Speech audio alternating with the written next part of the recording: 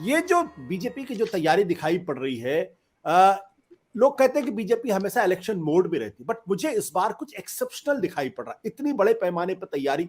आपको क्या लगता है, क्यों और कैसे?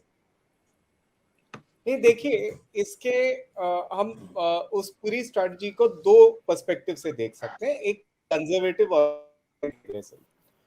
कंजर्वेटिव के लिए मैं ट्रेडिशनल लॉजिक से जाऊंगा कि भाई आप अगर केवल मतलब अनइमोशनली पिछले चुनाव के नतीजे देखें, दिल्ली में 7 में से 7, और ये 2 बार 2014 2019, हरियाणा में 10 में से 10, ठीक है।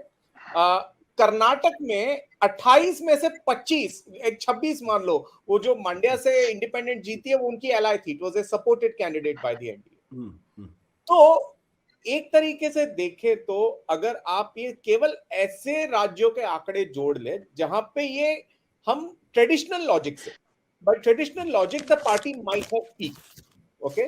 सो कर्नाटका 28, दिल्ली 735, हरियाणा 1045।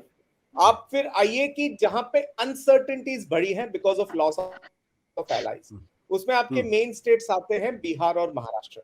ये है 40 एंड 48, ये हो गए 88 एंड आप लगाए जोड़िए उसमें 45, तो हो जाते हैं 133, राइट। तो कहीं ना कहीं अगर आप वो 303 में से 133 पे अननोन कंटेस्ट या टाइट कंटेस्ट कहते हो, so looking at something like 170 were assured and 133 where you might need to do a different planning or at least manage a peaking phenomenon, right? Because you might have peaked over there. So that's one part of being conservative कि भाई मुझे केवल अगर retain करना है अपना जो पहली बार का वर्चस्व है पिछली बार का, तो कम से कम ये 133 पे तो मुझे फ्रेश दिमाग लगाना है। That's point number 1। Point number 2, अगर आप एग्रेसिव स्ट्रैटेजी पे जाए कि नहीं हमें 350 जीतनी, ठीक है, तो भाई तमिलनाडु एक वर्जिन स्टेट है, not virgin in the literal sense but they have not always done the best over there, okay. Can we have a तो अभी गौरतलब है तमिलनाडु से उनके केंद्र मंत्रिमंडल में सहभागी हैं उनके मंत्री, उनको मध्य प्रदेश से राज्यसभा में चुना के लाए मिस्टर मुरुगन को।